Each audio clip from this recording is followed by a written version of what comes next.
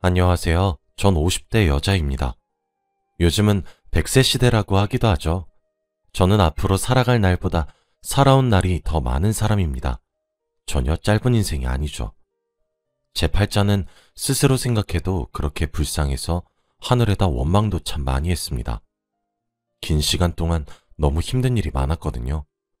그런데 제가 그동안 너무 고생해서 쏟아부은 원망들을 보고 하늘에서 남은 여생은 편히 살라 행운을 빌어준 것인지 제가 받아 누리기엔 너무 커다란 복을 받게 되어 그 이야기를 한번 써보려고 합니다. 저는 어렸을 때 시골에서 살았어요. 유복하긴커녕 매우 가난한 집에서 살았지만 부모님의 사랑은 듬뿍 받고 자랐죠. 제가 살았던 시대에서는 여자는 우스운 취급을 당하기 일쑤였는데 저희 집에선 아버지가 귀한 딸내미 하시며 제게 얼마나 큰 사랑을 베푸셨는지 모릅니다. 그러던 어느 날 금슬이 좋으셨던 부모님은 죽어서도 함께 있고 싶었던 것인지 한나란시의 사고를 당해 그 자리에서 돌아가셨어요. 그렇게 한순간에 저는 고아가 되었습니다. 그렇게 저는 불행한 삶의 시작을 끊게 되었습니다. 처음엔 친척들의 집을 전전했어요. 하녀처럼 굴려지기도 했고 멸시받기도 했죠. 사촌이란 존재들도 하나같이 못된 아이들 뿐이었습니다. 저라면 부모를 하루아침에 잃은 어린 여자아이를 보듬어 줄 것 같은데 말이죠. 그렇게 8년을 이 집 저 집 전전하며 식충이 취급, 하녀 취급을 받으면서 컸어요. 제가 16살의 나이가 되었던 해에 일어난 일이 하나 있었습니다. 점점 여성스러워지는 제 외모에 고모의 아들인 사촌 오빠가 제게 흑심을 품고 일을 벌인 겁니다. 저는 반항했고 제 고함 소리에 고모네 식구들의 집엔 환하게 불이 켜졌고 제 방으로 다 모였어요. 저는 제가 아무리 하녀의 식충이라 하더라도 오빠를 혼내실 줄 알았습니다. 그런데 오히려 제가 선한 오빠의 마음을 어지럽혔다며 은혜도 모르는 아이라고 하시며 제게 윽박지르고 절 잡아 끌어 내쫓아 버리시더군요. 제 옷가지나 이런 것들도 밖으로 다 던져버리면서 말이죠. 저는 몹쓸 짓을 당할 뻔하고 죄가 없었음에도 불구하고 그렇게 한밤중에 오도 가도 못하는 신세가 되었습니다. 그날 하늘에다가 얼마나 외쳤는지 몰라요. 하나뿐인 귀한 딸내미라면서 이게 뭐가 귀한 취급이냐고, 왜 나만 두고 갔냐고 하면서 말이에요. 눈물이 멈추지 않았어요. 하지만 슬픔에 빠져 있을 순 없었습니다. 저는 죽고 싶었지만 죽을 용기가 없어서 계속 살아가야 했기에 발버둥을 쳐야 했죠. 저도 이제 배불리 눈칫밥을 먹는 것이 싫어 서울에서 일을 해야 되겠다고 생각했어요. 서울에서 일을 하면 돈을 많이 벌 수 있다고 했었거든요. 정말 조금씩 모은 돈을 박박 긁어 서울로 가는 표를 샀고 서울로 향했습니다. 하지만 촌뜨기에 아직 어린 여자아이가 일자리를 구하는 것은 정말 쉽지 않았죠. 길에서 잠을 청한 것은 예사일에 아우리기까지 한 여자아이라 위험했던 순간이 한두 번도 아니었습니다. 그런 위험에서 빠져나오기 위해 죽을 힘을 다해 도망쳤고 배를 골는 일은 일쑤였죠. 표를 사서 얼마 남지 않은 돈도 언제 일을 구할 수 있을지 모르니까 조금씩 아껴 썼어요. 어쩔 땐 남들이 버리고 간 흙이 묻은 음식물을 주워 먹을 때도 있었습니다. 이러다 안 되겠다 싶더군요. 그때부터 보이는 가게마다 들어가서 일을 하게 해달라고 간청했어요. 그런데 뭐 어디 일을 시켜주겠나요? 당연히 내쳐졌죠. 손님 도망가게 하려고 찾아왔냐고 썩 꺼지라며 소금을 뿌리셨던 사람들도 계셨습니다. 수중에 가지고 있었던 돈들도 땡전 한 푼 없이 떨어졌고 난 이렇게 고생만 하다가 죽는구나 하며 포기를 할 때쯤이었어요.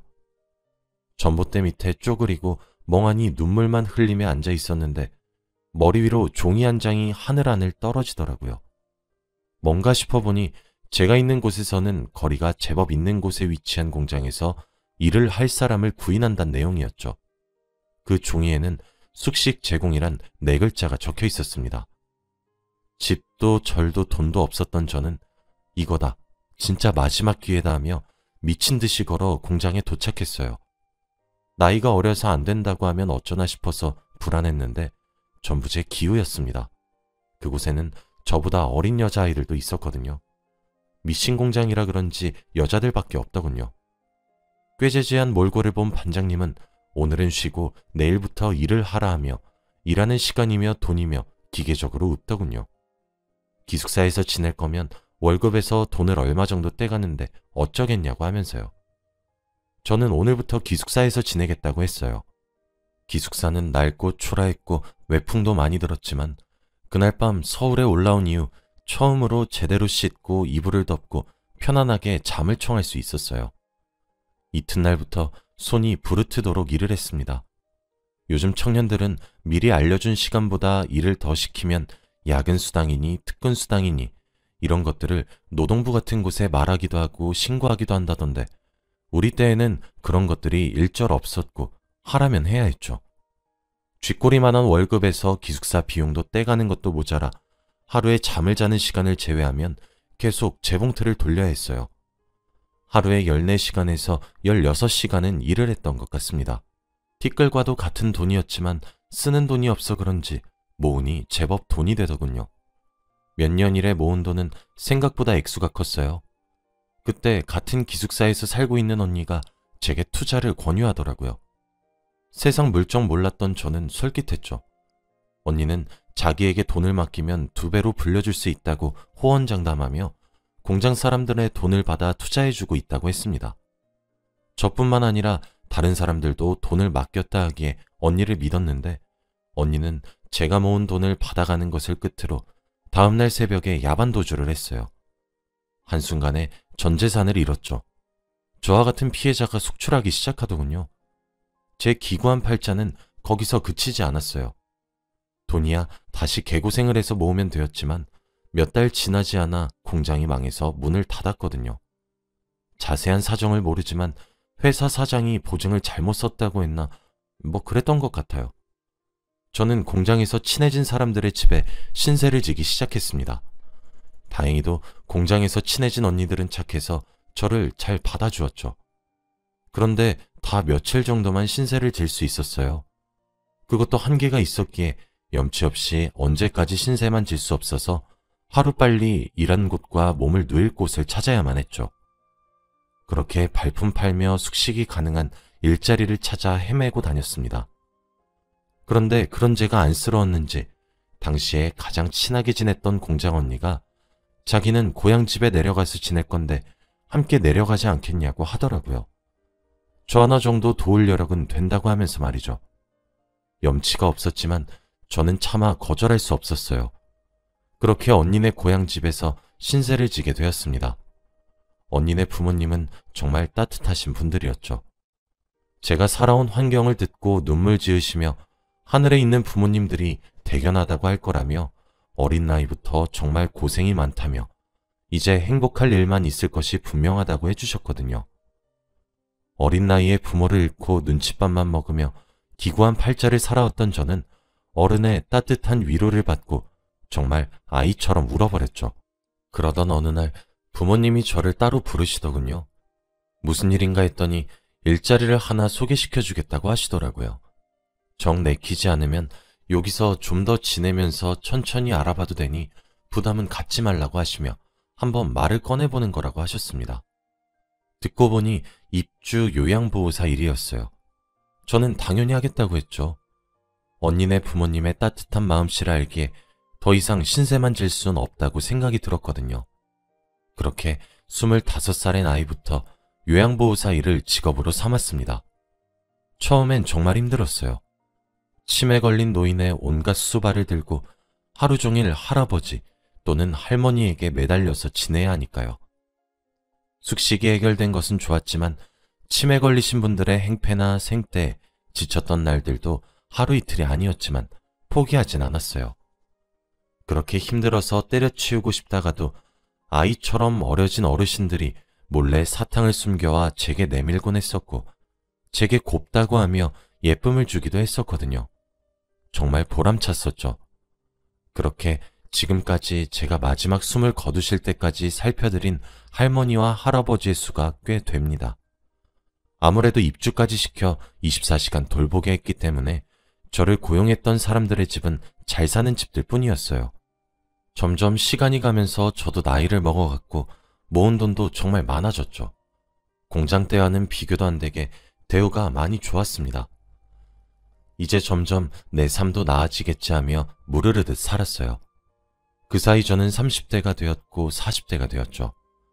그리고 어르신들을 도와주는 직업인 요양보호사의 일이 제게 천직이었는지 저는 프로가 되었고 점점 제게 일을 소개시켜주는 사람들이 많았어요. 아무래도 제게 맡겨보셨던 분들이 저를 그들의 지인에게 추천해주는 것 같더라고요.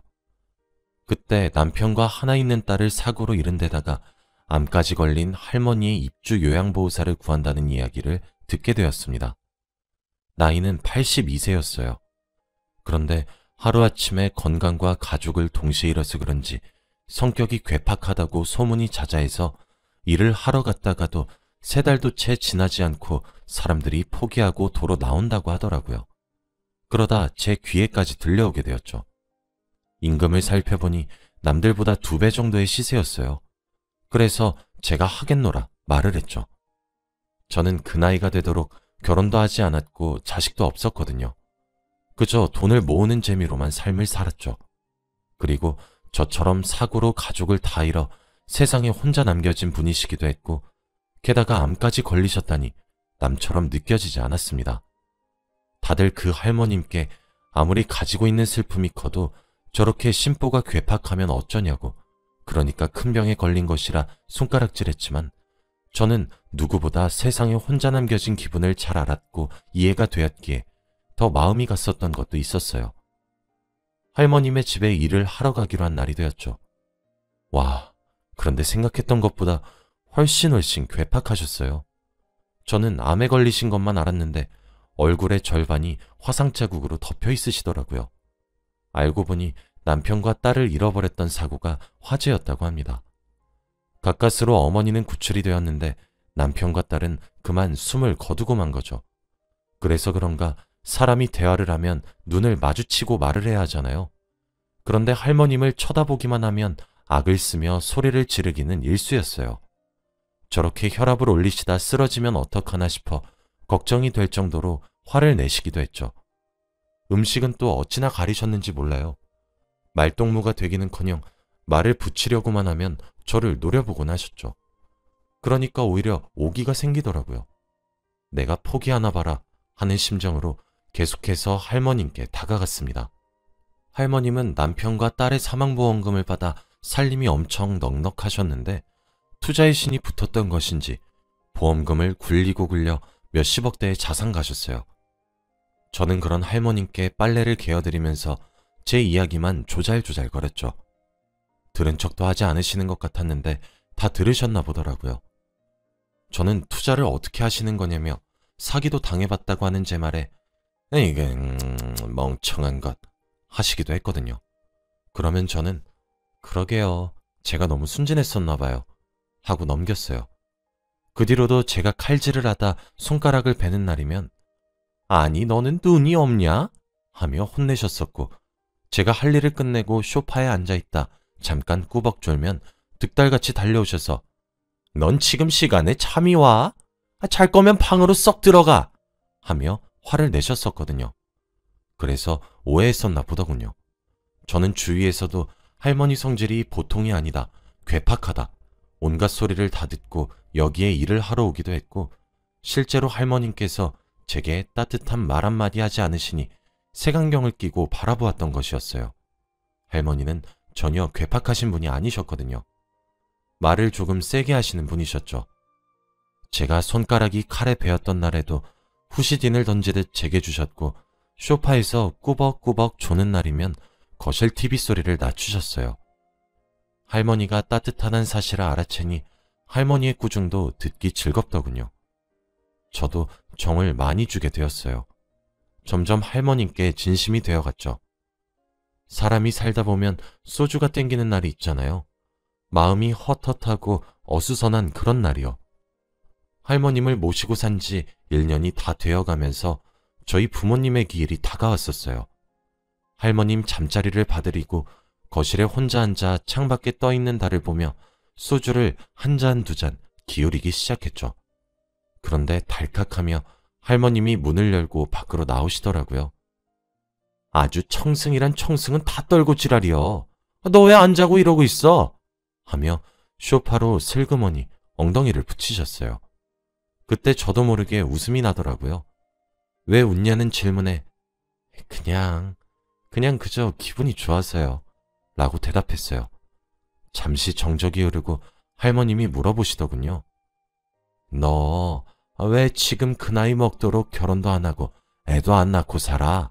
하시면서요.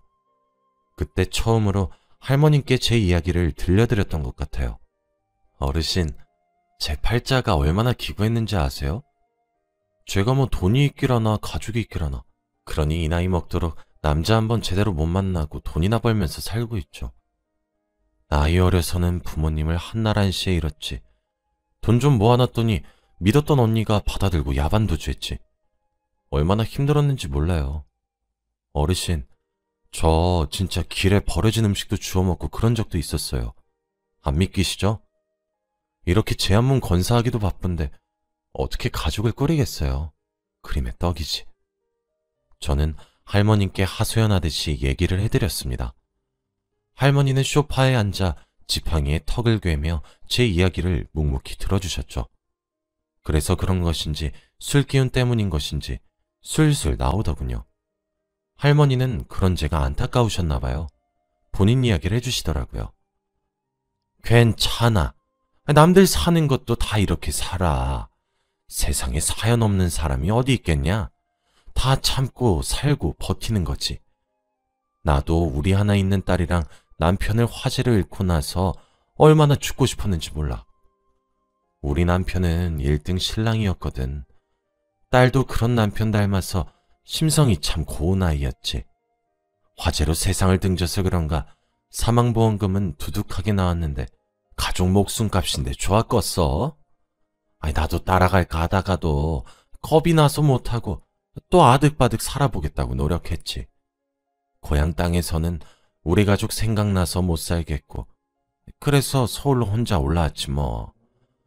그러다 운 좋게 투자했더니 큰 돈 벌고 그렇게 재산도 늘어갔는데 아이고 나는 세상 등진 남편이랑 딸이 내 말년에 이렇게 편하게 살아보라 그러나 했는데 속도 메스껍고 머리도 어지럽고 병원에 가서 검사했더니 큰 병원을 가라 그러대. 가보니 글쎄 암이래. 내 팔자가 왜 이렇게 기구하나 얼마나 원망했는지 모른대도. 병원에 입원을 하실 거냐 하는데 내가 이 나이 먹고 또 뭐하러 병원에 죽을 날을 받은 사람처럼 살아가겠어.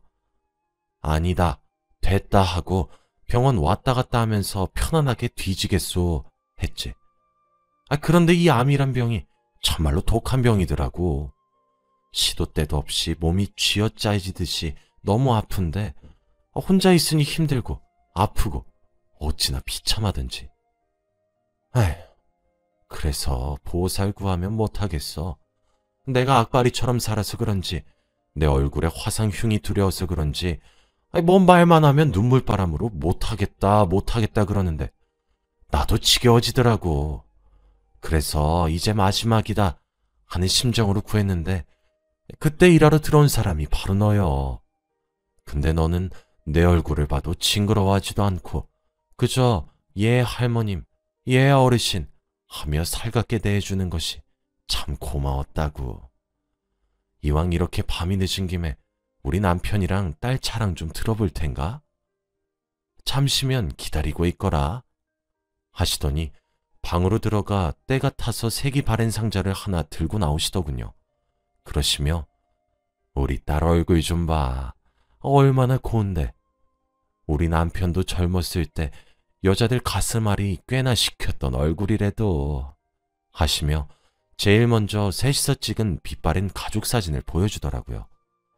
술을 꽤 마신 상태로 웬일로 얼굴에 미소를 띠고 조곤조곤한 목소리로 자기 얘기를 하시는 할머님의 목소리를 들으며 마음의 위로를 참 많이 얻고 있었어요.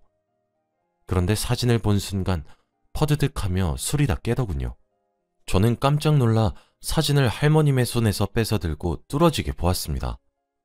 빛바랜 사진이었지만 사진 속에 나온 할머님의 따님분은 제가 공장이 망하고 신세를 졌던 언니임이 틀림없더라고요. 입이 떡 벌어진 채 사진만 뚫어져라 보고 있으니 네가 봐도 우리 딸이 한미모 하는가 보구나 하시며 웃으시더라고요. 아, 할머님, 혹시 따님분 이름이 윤정이 맞아요? 라고 물어봤어요. 그랬더니 아니, 네가 어떻게 그 이름을 알아? 하며 깜짝 놀라시더군요. 저 기억 안 나세요?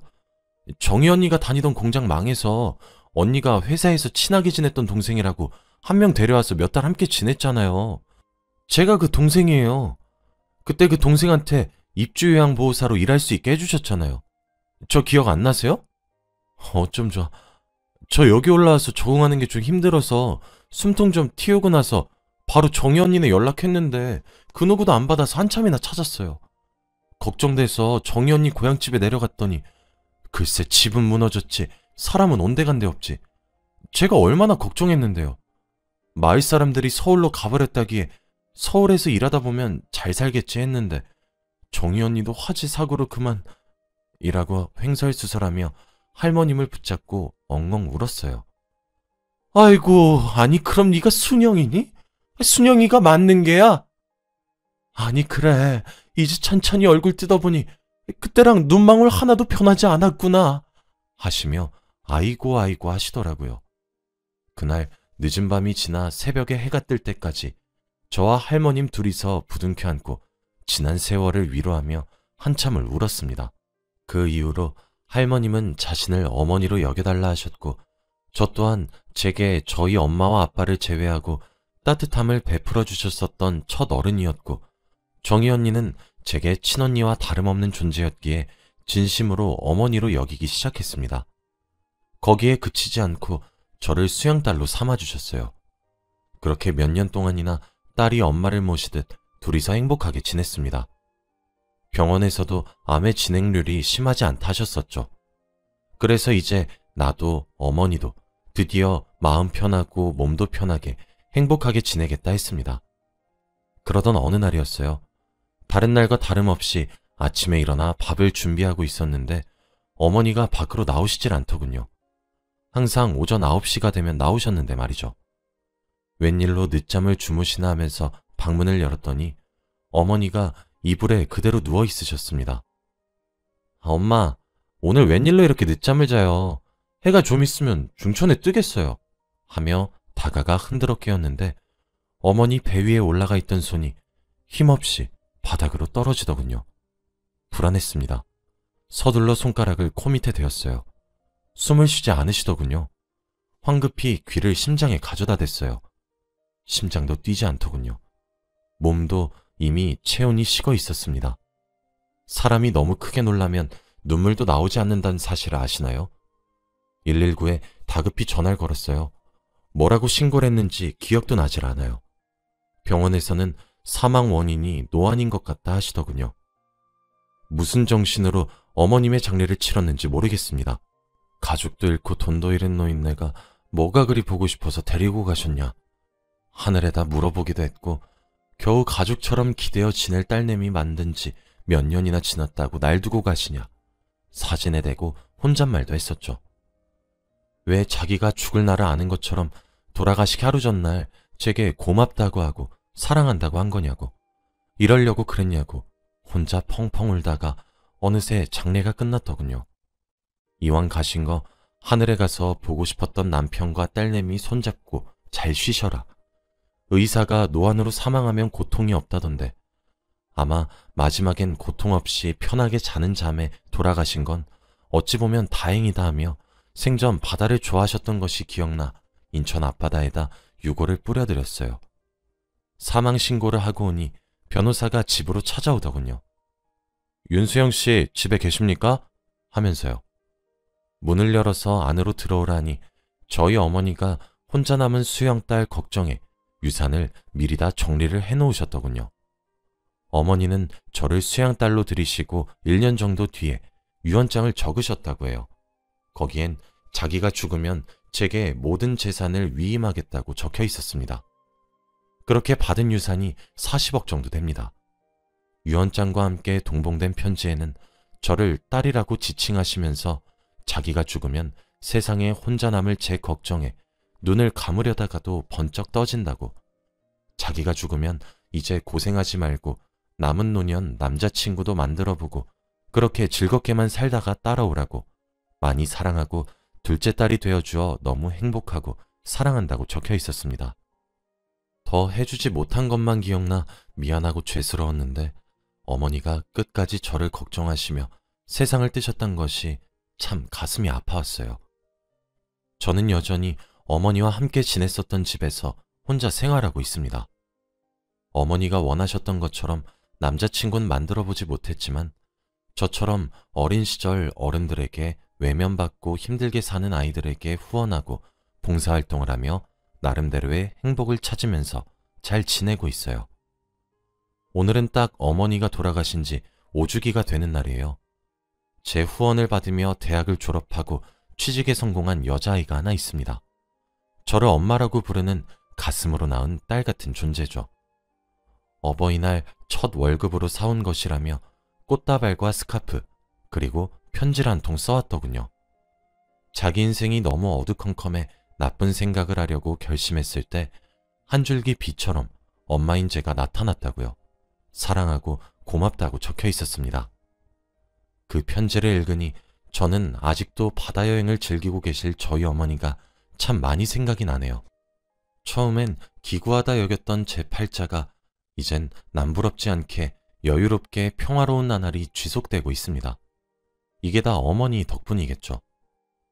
제 이야기를 하고 싶었던 이유는 제가 후원하는 아이들처럼 요즘 젊은 사람들이 참 나쁘고 극단적인 선택을 하려고 많이 고민하는 것 같아서 해보고 싶었습니다. 내 팔자가 왜 이렇게 기구한가, 왜 이렇게 불행한가 싶으시겠지만 그래도 포기하지 말길 바래요. 똥밭에 굴러도 이승이 났다고 나중엔 분명 볕들 날이 찾아올 테니 제 이야기에 위안받아 열심히 살아가 주시길 부탁드립니다. 제 긴 이야기를 읽어주셔서 감사합니다. 항상 행복하세요.